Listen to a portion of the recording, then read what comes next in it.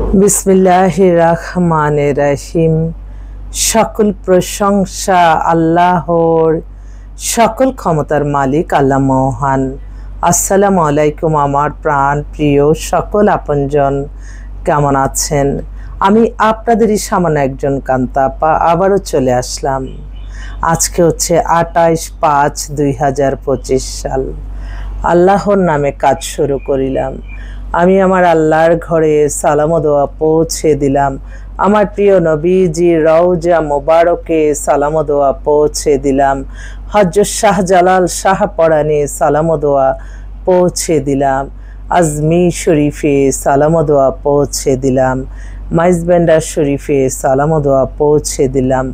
আল্লাহ আপনি নামাজ রোজা ইবাদত বন্দেগী কবুল আর মঞ্জুর করে নিন, আমিন।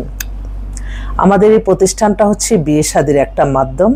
আপনারা যারাই এই ভিডিওটা দেখবেন অবশ্যই শেয়ার করে দিবেন, সাবস্ক্রাইব করে নেবেন এবং মাশাআল্লাহ বলে, আলহামদুলিল্লাহ বলে মানুষের মাঝে ছড়িয়ে দিবেন। এবং আমি সবসময় দোয়া চাই এই ভিডিওটা যাতে কোনো খারাপ লোকের চোখে না পড়ে। আল্লাহ আপনি এটা তাদেরকে ভুলিয়ে দেন, খারাপ মানুষকে। আমাদের অফিসটা Rampura Banasree main road 8 number house, main রোডে বি ব্লক 8 নাম্বার হাউস। এখানে একটা স্বপ্ন আছে। আমার অফিসের নিচে আছে সার্ফ জেনারেল, এসির দোকান, তারপরে আমেরিকান বার্গার, দোতলা হচ্ছে জিম, 3 তলায় আমার অফিসটা। তো আপনাদের আমন্ত্রণ রইল। আর হোয়াটসঅ্যাপ নাম্বারটা বলে দিচ্ছি 01971860261। আপনারা অবশ্যই আসবেন ইনশাল্লাহ। আমাদের অফিসে প্রতিদিনই খোলা আছে, সকাল 10টা থেকে রাত 10টা পর্যন্ত। আর আমি সব কিছু ডিল করি, আমার সহকর্মীরা আমাকে হয়তো হেল্প করে। তো এইভাবেই আর কি আমাদের প্রতিষ্ঠানটা পরিচালিত হচ্ছে। এবং আমি সবাইকে বলবো চরিত্র এবং ঈমান ঠিক রাখার জন্য বিয়েটা একটা ফরজ কাজ। তাই আপনারা ফরজ কাজে কখনো অবহেলা করবেন না। একটা বিয়ে যদি ভুল মানুষকে করে ফেলেন, সারা জীবন তার প্রায়শ্চিত্ত নিতে হয়। সেজন্য বিয়ে যখন আপনাদের কারো কোনো ব্যক্তিগত পছন্দ না থাকে, অবশ্যই আপনারা যাচাই বাছাই করেই বিয়ে করবেন। কারণ আপনারা মনে রাখবেন, আমাদের এই ম্যারেজ মিডিয়া সেন্টারগুলি আমরা যদি সততা, মেধা, পরিশ্রম দিয়ে এগিয়ে যাই, তাহলে এই সেবামূলক প্রতিষ্ঠানটা হবে সবচেয়ে সবার কাছে মূল্যবান একটা জিনিস। কারণ এখানে আসলে আপনারা বিবাহযোগ্য ছেলে মেয়ে পেয়ে যাচ্ছেন। আপনারা রাস্তায় আত্মীয় স্বজন কার মাধ্যমে কত খবর আনবেন বলেন? একটা দেখালে তারপর আপনারা বিয়ে দিবেন না, তখন কিন্তু ওদের মধ্যে ঝগড়াঝাটি হয়ে যায়। আমার এক ভাই ফোন করতেছে, তার ছেলে দেশে চলে আসছে, আলহামদুলিল্লাহ। তো আমি এই মুহূর্তে আসলে একটু ছোট করে একটু বলছি যে কয়েকটা পাত্র এবং পাত্রীর কথা বলছি এই মুহূর্তে যারা খুব অরিড অবস্থায় আছে ইনশাল্লাহ।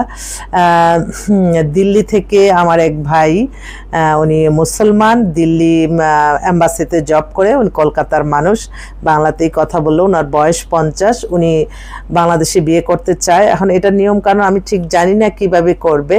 তো উনি আর কি অ্যাড হয়েছে, উনি বাংলাদেশে খুব পছন্দ করে। আচ্ছা ঠিক আছে, কিন্তু আমার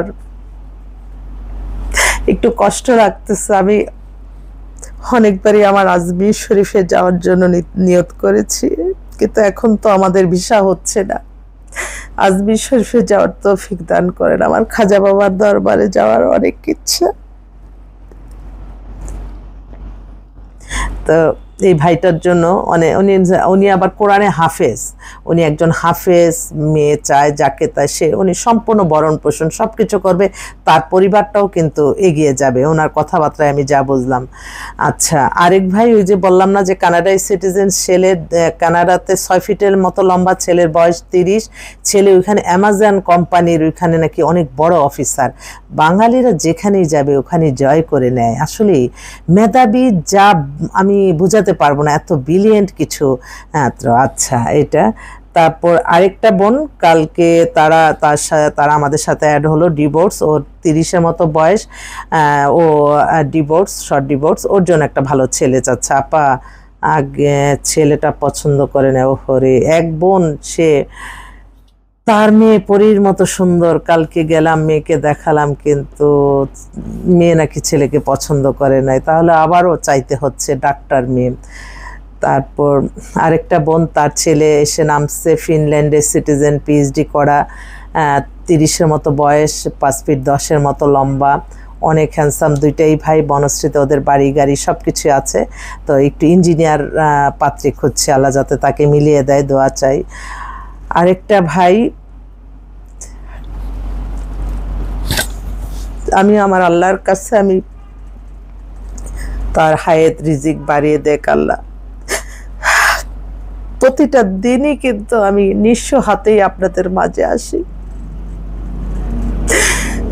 সকালে উঠেই দেখলাম ভাই, উনি বিদেশে থাকে, লন্ডনে, বয়স কত 45-এর মতো হবে, অনেক ভদ্র, কমিটমেন্ট যে আসলে কমিটমেন্ট যে ঠিক রাখবে, আমি মনে করি সেই প্রাকৃত মানুষ।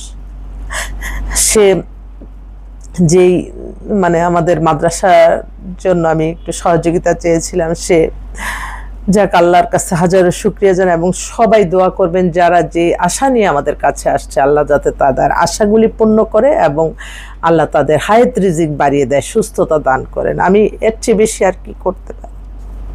তো আমি তো প্রতিটা সময়, প্রতিটা ক্ষণ, প্রতিটা মুহূর্ত আমার আল্লাহর কাছে লজ্জিত, আমি লজ্জিত আমার আল্লাহর কাছে। আমি কৃতজ্ঞতা প্রকাশ করি আপনাদের প্রতি। আপনাদের মায়া মমতা ভালোবাসা না থাকলে এত একটা চ্যালেঞ্জিং পেশা, এটা মানুষের মনের মতো করে মিলানোটা সত্যি অনেক মানে অনেক অনেক পরিশ্রমের ব্যাপার। তবে হ্যাঁ, আপনার মনের মতো সব কিছু, রিজিক, হায়াত, দন দৌলত সব কিছু আপনার হবে আপনি আল্লাহর সন্তুষ্টি লাভের আশায় নামাজ, রোজা, ইবাদত, বন্দেগী, দান, সদকা, মানুষের কল্যাণ, হজ, উমরা পালন, ভালো কাজের মাধ্যমে কেউ কখনো ভিন্ন পথে যে ভালো থাকবেন এই চিন্তা কখনো করবেন না। আমি প্রতিটা সময় বলতেছি, এখন এই যে সামনের কোরবানি ঈদ, তো আল্লাহ যাতে কোরবানি দেওয়ার তৌফিক দান করেন এই দোয়াও চাচ্ছি। এছাড়া আরেকটা বোন, তার ছেলের জন্য মাত্র অ্যাড হলো এবং একটা খুব সুন্দর হাদিস পাঠাইছে। বাংলাদেশে 28শে মে বুধবার পর্যন্ত জিলহজ মাস শুরু, ইনশাল্লাহ রোজা রাখবেন এবং হজের আগে হজের নিয়তগুলি করছে, অনেক কিছু সূরা টুরা পাঠাইছে। আমিন বোন, ওনার ছেলে পিএইচডি করে আসছে, ছেলে 86-তে, date of birth, height 5 feet 8, BSc engineer, উনি আমেরিকা সিটিজেন কিন্তু বাংলাদেশি থাকবে, ওর জন্য একটা ভালো মেয়ে চাচ্ছে, শর্ট ডিভোর্সে তার কোনো আপত্তি নাই। এছাড়াও আমাদের কাছে আরও বেশ কয়েকটা লন্ডনের ছেলেও আসছে, তারপর কানাডার ছেলে আজকে বেশি আলহামদুলিল্লাহ। ও আরেকটা ছেলে খুব ইমার্জেন্সি আসছে, কি এটা, সুইডেনে ওরা পুরো পরিবার সহকারে থাকে, ছেলে দেশে আসছে, 45-এর মতো বয়স, শর্ট ডিভোর্স, ওর জন্য একটা ভালো মেয়ে চাচ্ছে। উনি আবার কোরআনে হাফেজ চাচ্ছে, কোরআনে হাফেজ অনেকেই চাইতেছে ইদানিং। আসলে আমি বললাম না যে বাংলাদেশে ভালোর সংখ্যায় বেশি, খারাপ অল্প। আমি আমার লাইফে আলহামদুলিল্লাহ কোনো মানে খারাপ কোনো ইনফরমেশন, খারাপ কোনো কিছু আলহামদুলিল্লাহ পাইনি। আরেকটা ভাই, উনি গুলশানে থাকে, ওনারও ওয়াইফ মারা গেছে কিন্তু উনি এতটা বছর বিয়ে করে নাই, বলছে যে আমার জন্য একটা ভালো পাত্রী দেখবেন, এবং আমার ছেলে আমেরিকায় পিএইচডি করা, বইয়ের থেকে পাশ করা, ওইখানে অনেক কোয়ালিফাইড, কিন্তু এখনও সে বাংলাদেশেই থাকবে, বাংলাদেশে আছে, 6 ফিটের মতো লম্বা, বয়স 87-তে ডেট অফ বার্থ, গুলশানে বাসা, খুব ভালো কোয়ালিফাইড ফ্যামিলি, বংশীয় পরিবার, ওর জন্য একটা মেয়ে চাচ্ছে। উনি আবার সিম্পল মেয়ে চাচ্ছে। এইখানে ছেলেরা হাজার কোটিপতি হোক, হাজার যাই হোক, তারা আবার সিম্পল পাত্রী চায়, এটা একটা সমস্যা। তো যাক, ইনশাল্লাহ আরও আসছে, আমি আপনাদের মাঝে আসবো। আরেকটা বোন আজকে অ্যাড হলো, ওনার মেয়ে 5 ফিট 7 লম্বা, 96 ডেট অফ বার্থ। দেখি উনি তো তাহলে ভালোই, 96 ডেট অফ বার্থ, মেয়ে লেখাপড়াটা একটু দেখে বলি, কারণ এখনও ওপেন করি নাই। আমার যারা আপনজন আছে, আমি তাদের মাধ্যমে আমি সকলের কাছে দোয়া চাই, সবাই দোয়া করবেন যাতে আল্লাহ যে আশায় আসতেছে, আল্লাহ যাতে তাদের আশাগুলি পূর্ণ করে দেয়। মেয়ের নেম ফাহিম হোসেন, এটা আবার কোনটা? আচ্ছা, আরেকটা পাত্র ফোন করেছে। জি, আসসালামু আলাইকুম ভাই। আসসালাম, আমি একটু বিজ্ঞাপন দিতেছি, তো একটু পরে কথা বলি। হ্যাঁ, বিজ্ঞাপন দিচ্ছি। ওকে ওকে। উনি আবার জার্মানি থেকে আসছে, 17 বছর পরে হয়তো রাজনীতি করত, এত বছর দেশে আসতে পারেনি, এখন আসছে, বিয়ে করবে। যাক, রাজনীতির সাথে আসলে আমাদের প্রত্যেকেরই মানে দেশের কল্যাণের সাথে কিন্তু প্রত্যেকটা নাগরিকেরই জড়িত আছে, কারণ দেশ ভালো চললে সবই ভালো চলে ইনশাল্লাহ। তো এটাই আর কি। এটা মানে মেয়েটার সিভিটা যার দ্বারা মানবতার কল্যাণ হবে, আল্লাহ যাতে তাকেই ক্ষমতা দান করে। এই মেয়ে ডেট 96 বললাম না, 5 ফিট 7 লম্বা, মাস্টার্স ইন ইকোনমিক্সে ঢাকা ইউনিভার্সিটি পড়া কমপ্লিট করছে। বাবা বিজনেসম্যান, বিশাল বিত্তশালী। তো ওনার মেয়ের জন্য উনি সম্ভবত বাইরের ছেলে চাচ্ছে, তাহলে তো ফিনল্যান্ডের ছেলে, কানাডার ছেলেটা দিতে পারি। দেখছেন আল্লাহ কিভাবে আমি মনে করাই দিল। তো এইভাবেই কিন্তু আল্লাহর তরফ থেকে কিন্তু রহমত না আসা পর্যন্ত আমারও ব্রেনে আসবে না, আপনাদেরও ভালো লাগবে না, কোনো কিছু না। তবে আল্লাহর ইবাদত বন্দিকি, নামাজ রোজার মাধ্যমে আপনি সমস্যার সমাধান করবেন, এটা একদম বাস্তব। তো আমি দোয়া চাই সকলের কাছে, আবারও আসবো আপনাদের মাঝে।